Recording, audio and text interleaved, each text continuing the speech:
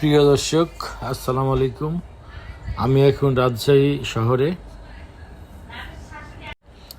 শহর থেকে বাসে চড়ে গোদাগাড়ি যাচ্ছি আমার গ্রামের বাড়িতে। এই যে আমাদের গ্রামের বাড়ির অক্তিয়া মসজিদ, আমি এখানে জোহরের নামাজ আদায় করব। গ্রামের মধ্যেখানে একটি পুকুরে দেখুন কি পরিমাণ কচুরিপানা। গ্রামীণ পরিবেশ, আসলে গ্রামীণ পরিবেশ দেখতে ভালোই লাগে। গ্রামে জীবনযাপন করার মজাই আলাদা। দেখুন কচুরিপানার কি অবস্থা, পুকুরটা যেন পরিপূর্ণ হয়ে গিয়েছে। এবং এই যে দেখুন গ্রামের যে চিরায়িত নিয়ম, এখানে সেখানে গরুর মলমূত্র এবং অন্যান্য জিনিসপত্র ফেলে রেখেছে। দেখুন কচুরি পানায় পুকুরটি পরিপূর্ণ হয়ে গেছে। এই পুকুরে আগে আমরা অনেকেই গোসল করতাম, এখন সেই গোসল করার অনুপযোগী একটি পরিবেশ তৈরি হয়েছে। এটি হচ্ছে গোদাগাড়ি মহিশালবাড়ি রেলবাজার ঘাট এবং পদ্মার চর। এই যে দেখুন নদীর ওই পারে চর, কয়েক কিলো গেলেই আবার পাবেন ভারতের বর্ডার। এই ঘাটে অনেক দোকান আছে, যারা এপার থেকে ওপার যাওয়া আসা করে তাদের নিত্য প্রয়োজনীয় যেমন চা, পান, সিগারেট পাওয়া যায়।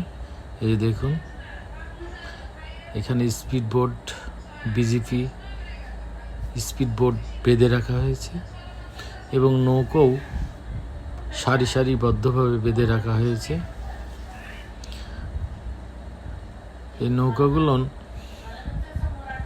পর্যায়ক্রমে তারা টিপ ধরে এপার থেকে ওপারে যায়, ওপার থেকে এপারে আসে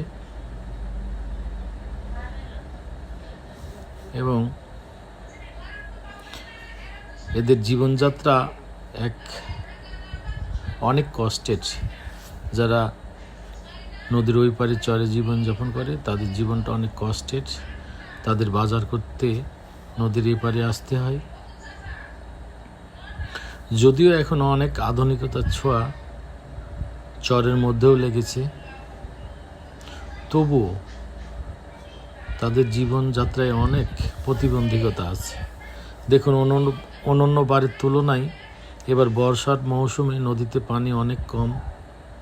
হয়তোবা আরও বৃষ্টি হলে নদীর পানি ভরে উঠবে এবং এখানে নৌকার মাঝিরা তাদের নৌকা মেরামত করে আবার নদীতে নৌকো নামাবে। এই নৌকার মাঝিরা তাদের এপার থেকে ওপার এবং ওই পার থেকে এপার যাত্রী বহন করে জীবিকা নির্বাহ করে। এবং কিছু নৌকা আছে যারা এই পদ্মা নদীতে মাছ ধরার কাজে ব্যবহার করে। তারা প্রতিদিন সন্ধ্যার সময় মাছ ধরতে যায় এবং সকালবেলায় এসে রেলবাজার ঘাটে বিক্রি করে। এবং এখানে নদীর তরতাজা বেশ কিছু ভালো ভালো মাছ পাওয়া যায়। আপনারা যারা নিতে ইচ্ছুক তারা সকাল 6:30 থেকে 9টার মধ্যে চলে আসবেন, তাহলেই ভালো ভালো মাছ পাবেন, নদীর তরতাজা মাছ। আজকের ব্লগটি এ পর্যন্তই। আল্লাহ হাফেজ। দেখুন সবাই ভালো থাকবেন, সুস্থ থাকবেন।